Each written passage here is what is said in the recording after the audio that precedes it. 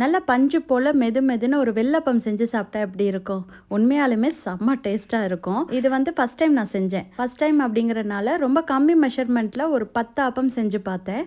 ரொம்ப டேஸ்ட்டாக இருந்தது. அதுக்கப்புறம் 2-3 வாட்டி நான் வீட்டில் செஞ்சுட்டேன். ஃபர்ஸ்ட்டு ஒரு பவுலில் வந்து பச்சரிசி 1 கப் எடுத்துக்கலாம். அதை 2-3 வாட்டி நல்லா வாஷ் பண்ணிவிட்டு தண்ணி ஊற்றி மினிமம் ஒரு 3 மணி நேரம் ஊற வச்சா போதும். 3 மணி நேரம் கழிச்சு அந்த அரிசியை மிக்ஸி ஜாரில் சேர்த்துக்குவோம். அது கூட நம்ம வடித்த சாதம் இருக்கு இல்லையா, அது 1 கப்பு, 1 டேபிள் ஸ்பூன் வெள்ளை சர்க்கரை, 1/2 டேபிள் ஸ்பூன் வந்து ஈஸ்ட், 1 டீஸ்பூன் உப்பு.